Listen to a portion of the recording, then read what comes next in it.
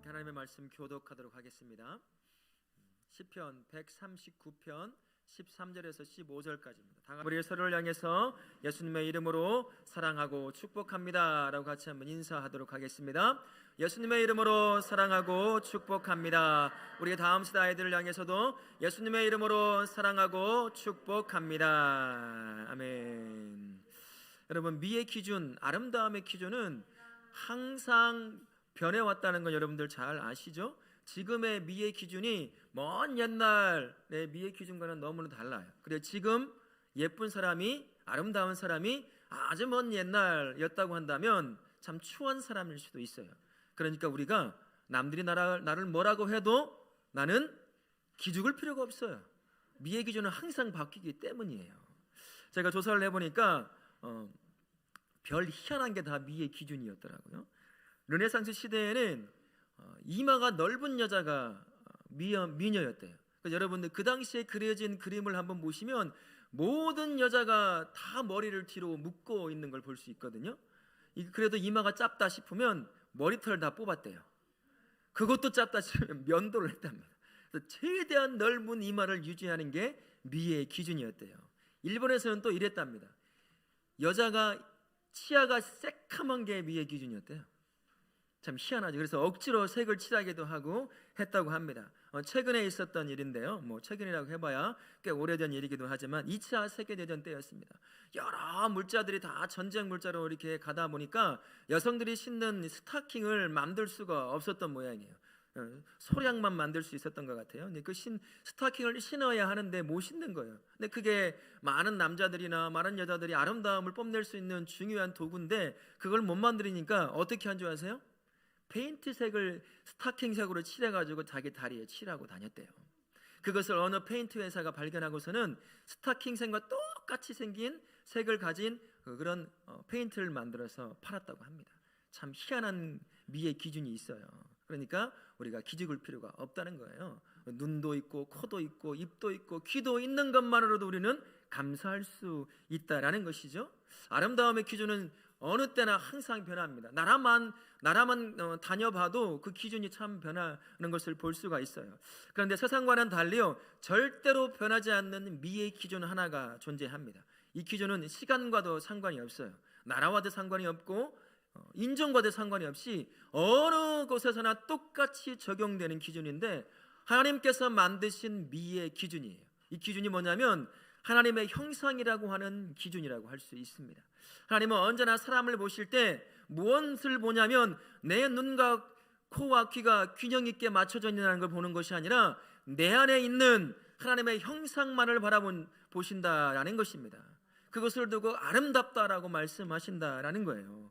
하나님의 마음은, 그 눈은 어디에만 꽂혀 있냐면 내 안에 내가 볼 수 없는 하나님의 형상에만 그 눈이 꽂혀 있다는 것이에요. 그것을 바라보고 자신의 형상으로 만들어진 수많은 사람들을 남들이 뭐라고 하건 상관없이 너무나 아름다운 존재로 여겨주시는 분, 그게 하나님이 우리를 바라보는 미의 기준이에요. 그러니 우리가 기죽을 필요가 있을까요, 없을까요? 나 키 작아요, 눈도 작아요, 코도 납작해요, 입도 작아요. 그런 부분 우리가 기죽을 필요가 없는 거예요. 하나님은 무엇을 보고 가장 아름답다고 말한다고요? 내 안에 있는 자신의 형상만 보고 아름다운 존재로 인정해 준다라는 것입니다. 하나님은 온 우주를 창조하셨잖아요, 그죠?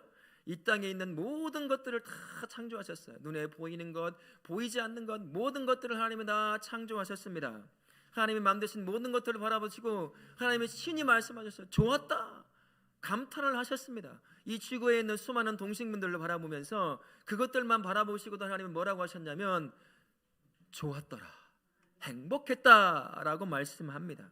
그래서 창조하신 하나님께서 이렇게 고백하잖아요. 너무 좋다, 행복하다라고 그렇게 자신이 만들어 놓은 창조물을 두고도 그렇게 감탄을 하셨던 분이 하나님이십니다. 하지만 그 중에서도 가장 아름다운 존재, 자신이 하나님께서 인정하는 가장 아름다운 존재는 따로 있었다라는 것입니다. 모든 피조물 중에서 하나님이 최고로 아름답게 여기는 것, 그것은 사람이라고 하는 피조물이었습니다. 왜일까요? 하나님의 미의 기준에 유일하게 부합하는 것을 가지고 있는 것이 모든 창조물 중에서 사람만이 유일하게 그 하나님의 미의 기준에 정확하게 100% 맞는 그 기준에 갖고 있었기 때문입니다. 창세기 1장 26절부터 27절에 그래서 사람이 유일하게 가지고 있는 것을 말씀합니다. 하나님의 형상을 따라 창조되었다라고 이렇게 말씀하십니다. 그래서 하나님께서 사람을 창조하시고 난 뒤에 뭐라고 말씀하셨냐면 심히 좋았더라라고 말씀하셨어요. 내가 너를 보니까 너무 행복했다라고 고백하게 된 거예요. 저와 우리가 바로 그러한 사람이라는 것입니다. 이것을 잊지 않기를 바랍니다. 하나님이 자신의 형상으로 품은 만든 그 사람을 어떻게 만드셨을까 하나의 독특한 부분을 볼 수 있습니다. 하나님은 자신의 형상을 쫓아서 육체를 가진 몸을 가진 존재로 우리를 만드셨습니다. 하나님이 자신이 누리고자 하시는 그 행복을 함께 나눌 그 존재를 만드셨는데 그게 사람이에요. 그 사람을 만드는 기준이 무엇이냐면 하나님의 형상이라고 하는 기준이었어요. 하나님의 형상이 어떤 걸까요? 하나님께서 눈과 코와 입을 가지고 계실까요? 그렇지 않아요. 영적인 부분이에요. 그러면 하나님의 형상으로 만들었다면 우리를 마치 천사처럼 영적인 존재로 만드는 것이 우선이 돼야 될 텐데 하나님은 그렇게 만드시지 않았어요. 육체를 만드셨다는 거예요. 왜 하나님 그렇게 먼저 만드셨을까 곰곰이 말씀을 준비하며 생각을 해봤습니다. 묵상을 해봤어요. 저에게 주시는 은혜는 무엇이냐면 하나님이 자신이 가지고 계신 놀라운 예술적 감각을 모든 피조물에게 이 인간을 딱 만들어내므로 말미암아 모든 피조물들이 인간을 바라보며 하나님을 찬양케 만들려고 하는 건 아니었을까라는 생각이 들더라고요. 예술가들은 참 독특한 예술적 감각을 가지고 계시거든요. 그들이 다 하나님을 본따서 그런 감각을 가지고 있는 거예요. 하나님도 그런 탁월하고 독특한 예술적 감각을 가지고 사람을 만들려고 한 거예요. 그러니 우리의 논리적인 순서를 없애버리는 것이에요. 그래서 접근하는 것입니다. 자기의 형상을 닮은 사람을 만드시려고 하나님께서 친히 토기장이가 되어 주신 것입니다. 토기장이신 하나님 안에는 누구도 따라갈 수 없는 예술적 감각을 가지고 계셨어요.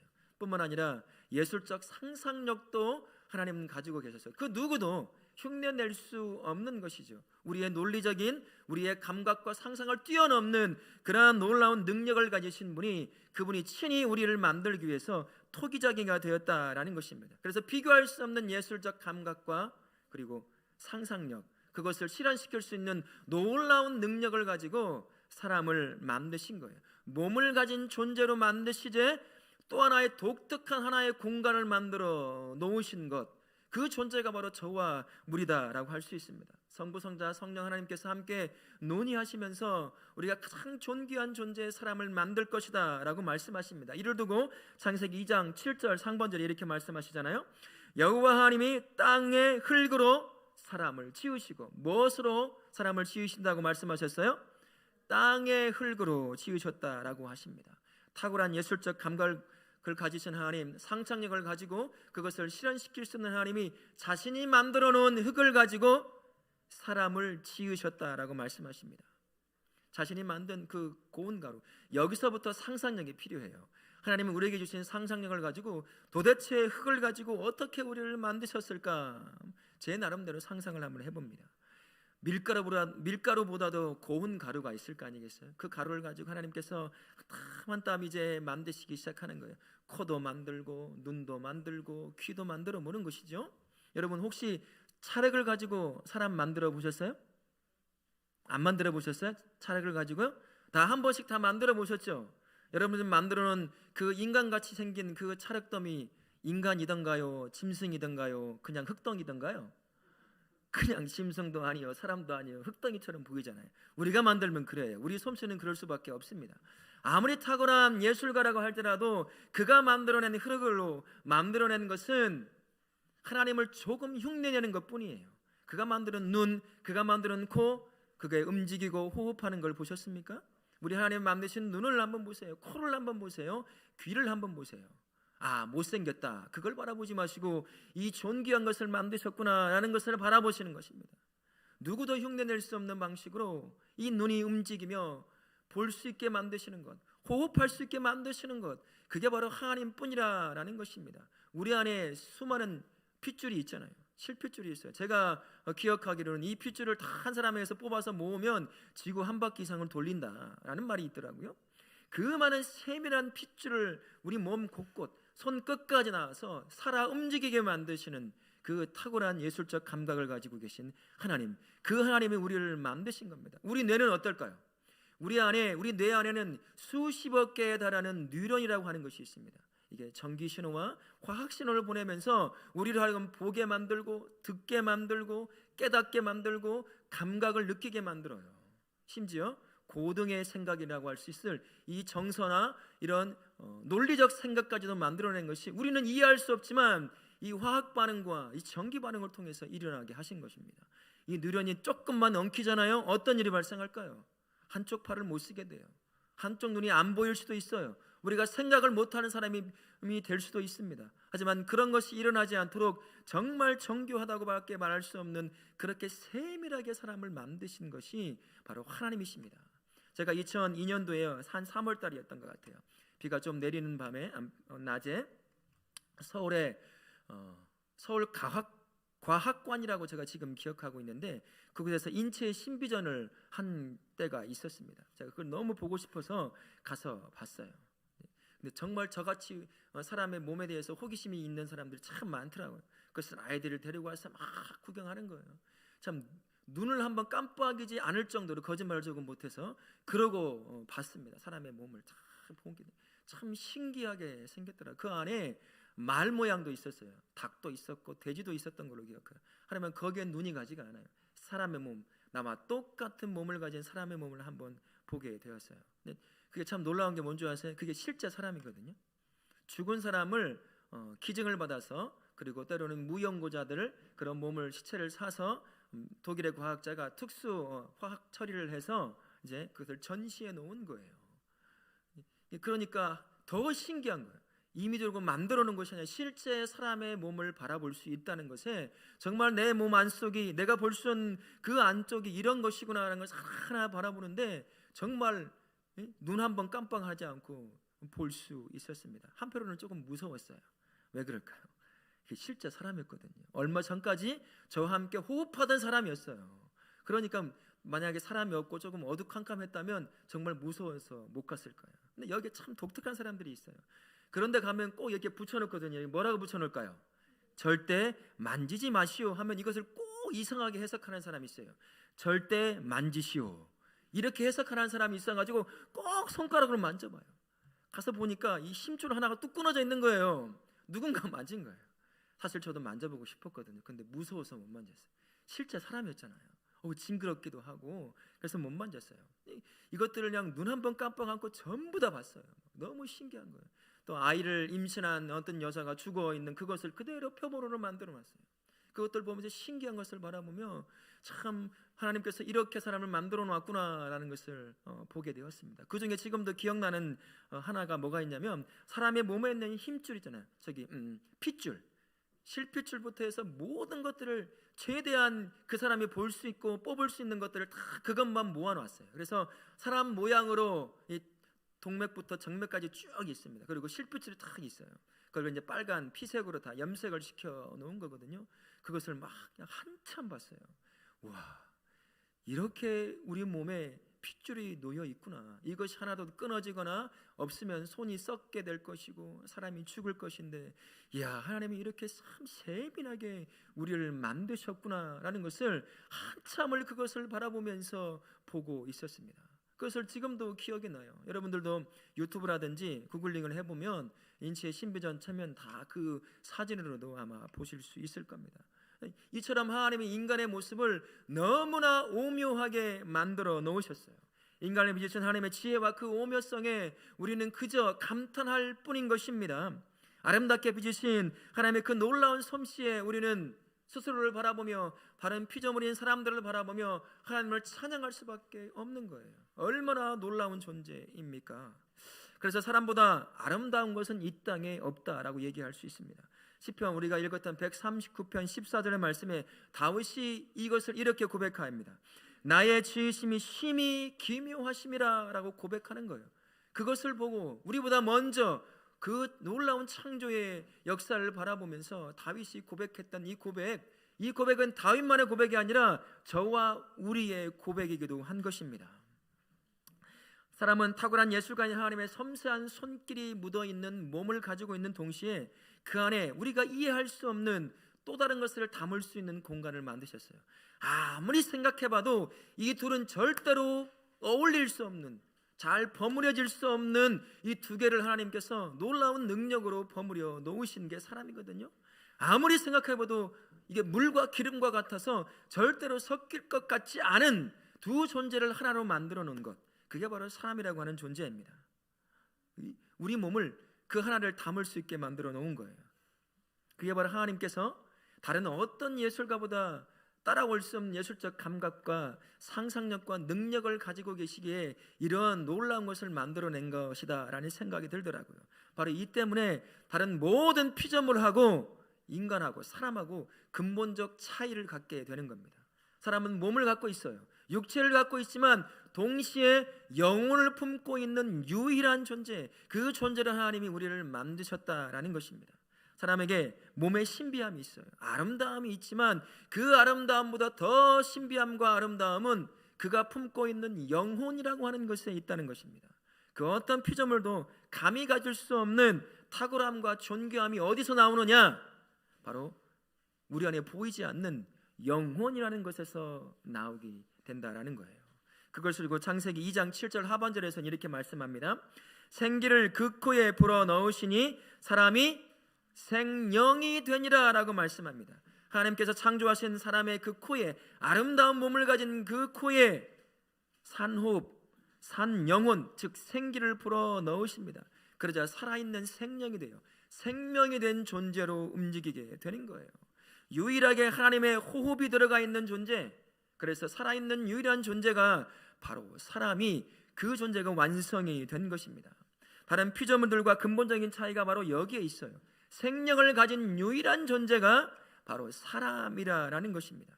사람만이 유일하게 하나님의 호흡이 숨쉬는 존재인 거예요. 다른 피조물들은 그렇지가 않습니다.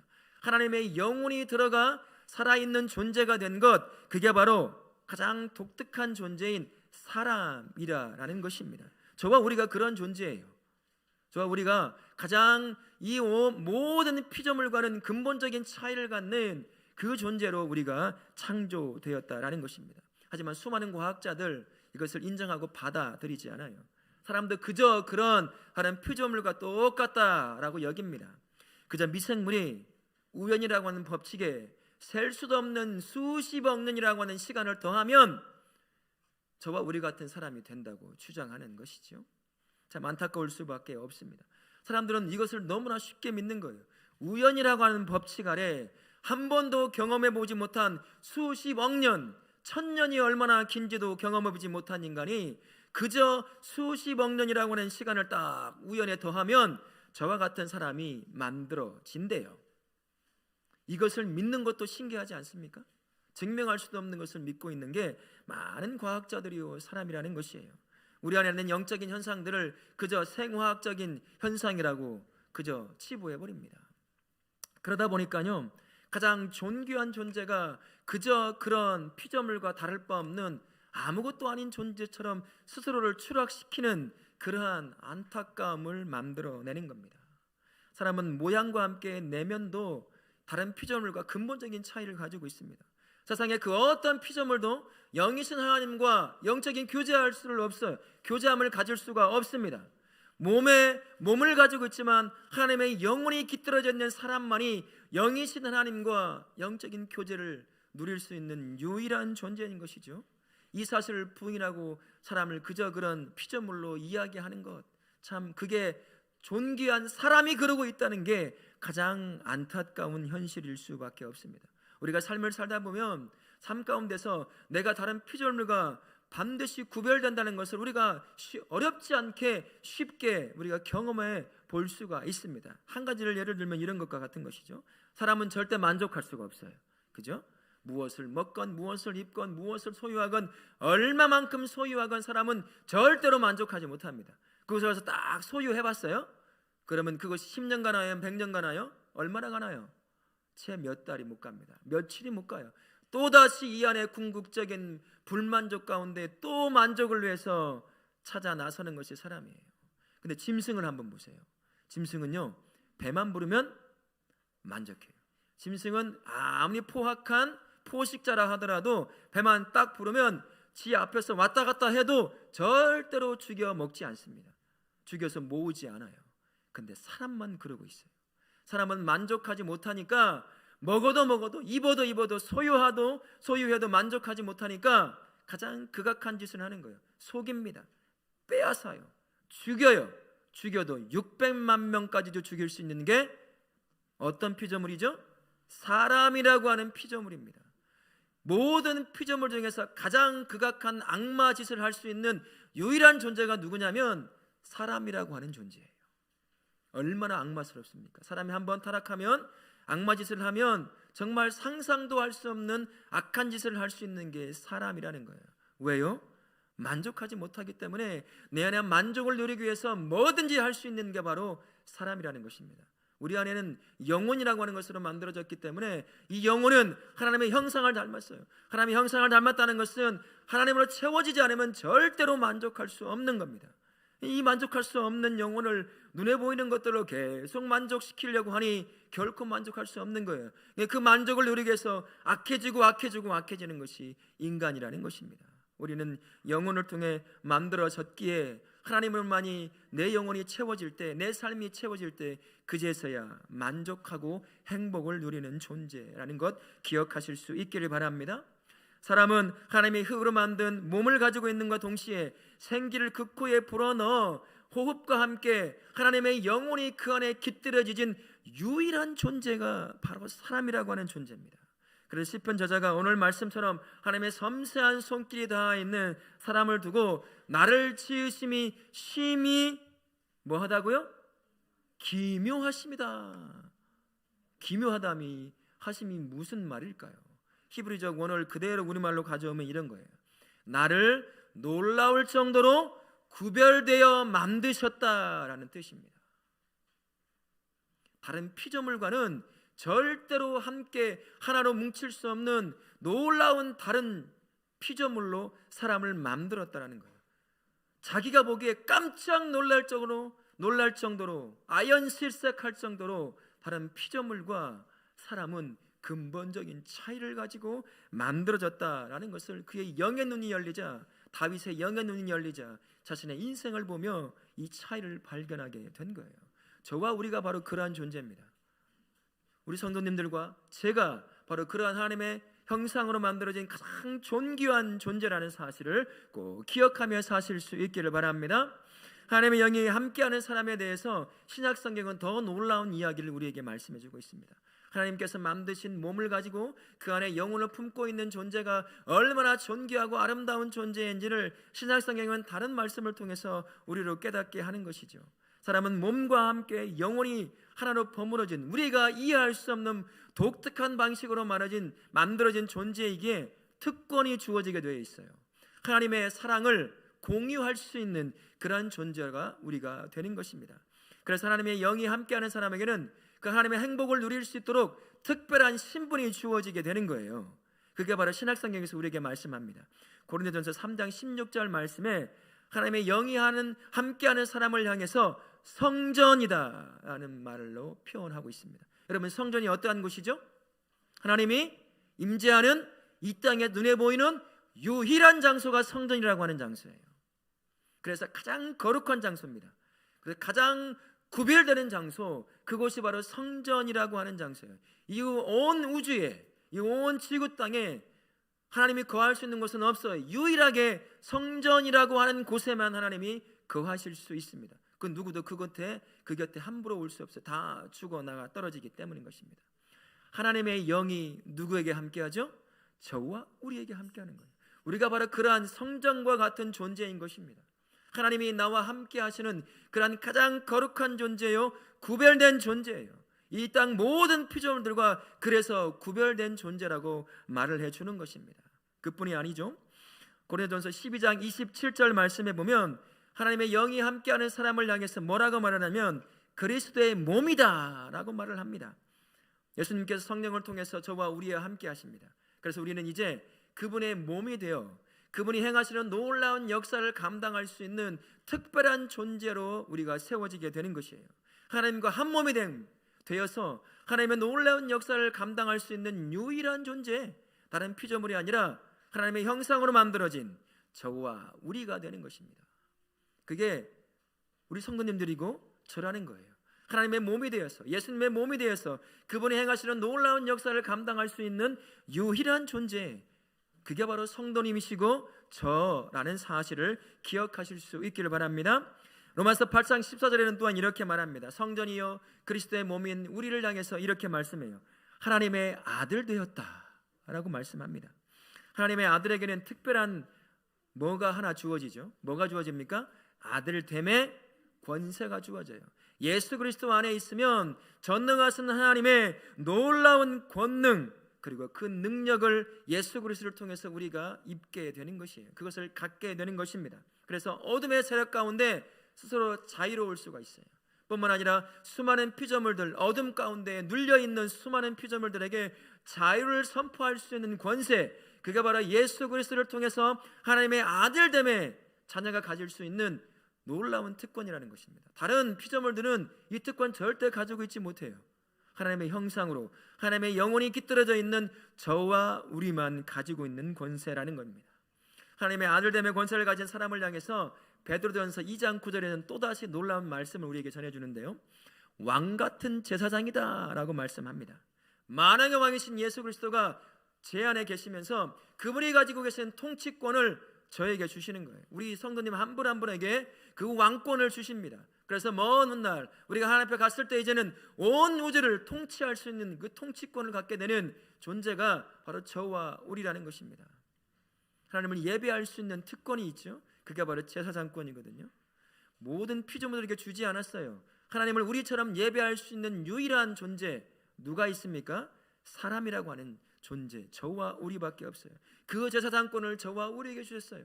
그래서 우리로 하여금 누구도 하나님을 예배할 수 없는 그 모양으로, 그 삶으로 하나님을 예배할 수 있도록 우리에게 제사장권을 주신 분, 그게 바로 그 제사장권을 갖고 있는 존재가 우리 성도님이요 저라는 사실을 기억하실 수 있기를 바랍니다. 저와 우리가 그렇게 놀라운 존재예요. 존귀한 존재예요. 하나님의 놀라운 작품이 저와 우리라는 사실입니다.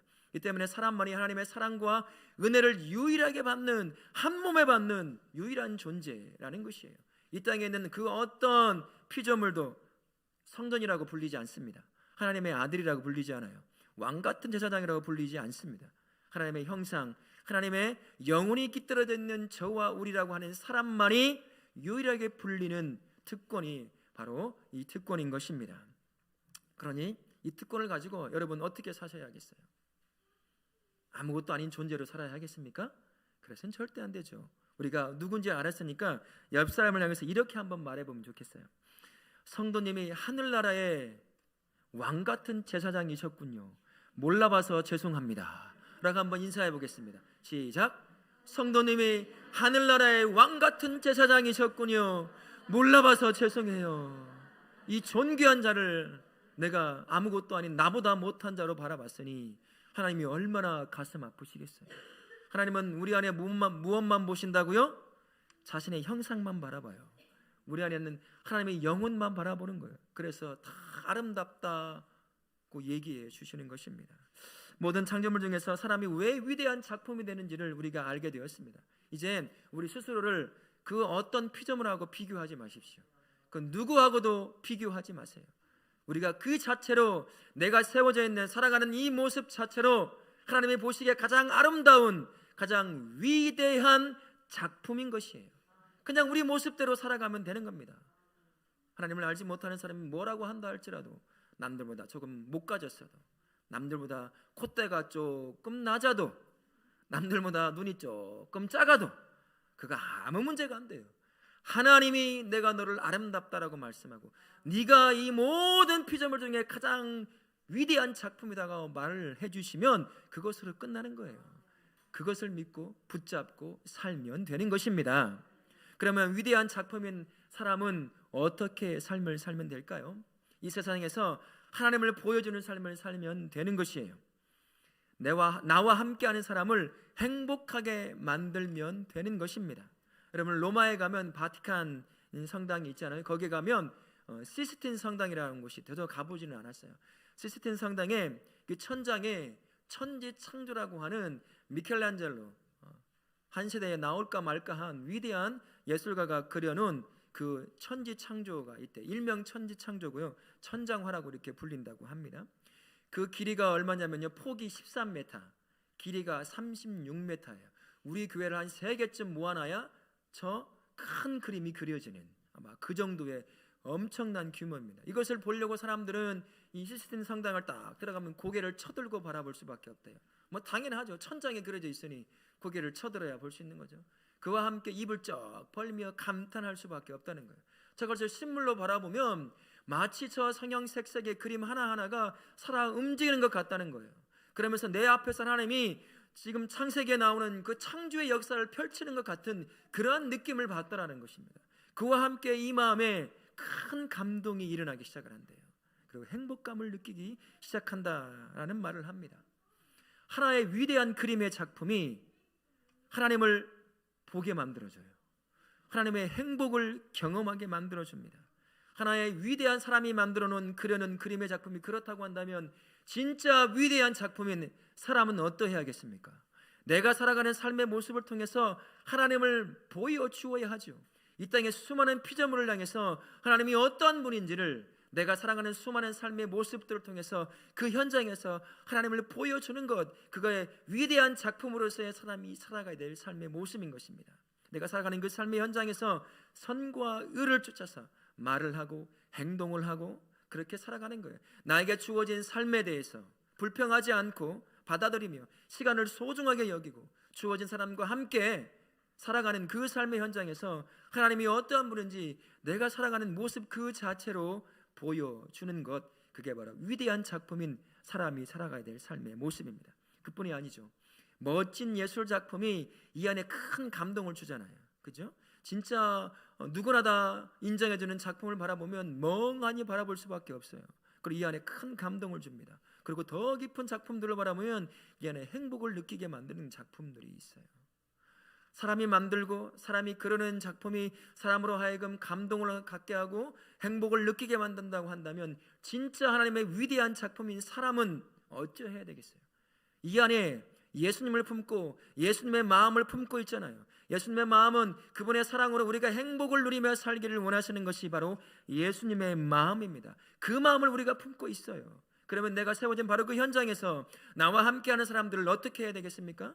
그들을 행복하게 만들어내는 것, 그분의 사랑을 전함으로 말미암아 그 사랑의 마음으로 위로하고 격려하고 내 어깨를 빌려주는 삶으로 작은 섬김을 통해서 나와 함께하는 사람들, 그분들을 행복하게 만들어내는 것, 그게 위대한 작품으로서의 사람이 살아가야 될 삶의 모습입니다. 나 때문에, 나와 함께 한다는 이유 때문에, 그게 이유가 되어서 옆에 있는 사람이 행복해져야 하는 것, 그게 바로 하나님의 위대한 작품으로서의 사람이 살아가야 될 삶의 모습이다라는 것입니다. 하나님의 마음이 바로 이러한 것이에요. 위대한 작품인 하나님은 우리를 향해 갖고 있는 마음이 바로 이러한 마음입니다. 모든 사람이 하나님이 주신 이 사랑을 나 때문에 함께 공유하며 누리게 만드는 것, 그게 바로 하나님이 우리를 향해 갖고 있는 마음이라는 것이에요. 아담과 하와에게 다 짓고 난 뒤에 하나님이 무슨 명령을 하셨죠? 생육하고 번성하라고 명령하셨습니다. 그 이유가 바로 이거예요. 내가 너와 함께 누리고 있는 그 행복을 너만 누리는 것이 아니라 네가 생육하고 번성함을 말미암아 수많은 너의 후손들이 똑같은 그 행복을 누리는 행복 공동체로 네가 세워야 할 것이다 라는 그 명령이 이 명령 안에 속해져 있는 겁니다. 제가 세워진 자리, 우리가 세워진 자리가 바로 그런 자리가 돼야 돼요. 나 때문에 나만 행복한 사람이 아니라 나와 함께 있다는 이유만으로 옆에 있는 또 다른 사람이 행복해지는 것, 그렇게 만들어내는 것, 그게 바로 최고의 작품인, 하나님이 인정하는 가장 아름다운 작품인 저와 우리가 살아가야 될 삶의 모습입니다. 그러니 우리 성도님들, 이 한 주간 그리고 평생 하나님이 인정하고 가장 아름답다고 얘기하는 가장 최고의 작품인 저와 우리가 살아가는 그 삶의 현장에서 하나님을 드러내 보이실 수 있기를 바랍니다. 나 때문에, 나와 함께 한다는 이유 때문에 옆에 있는 사람이 행복해지게 만드는 복된 인생을 사실 수 있기를 예수님의 이름으로 축원합니다. 아멘.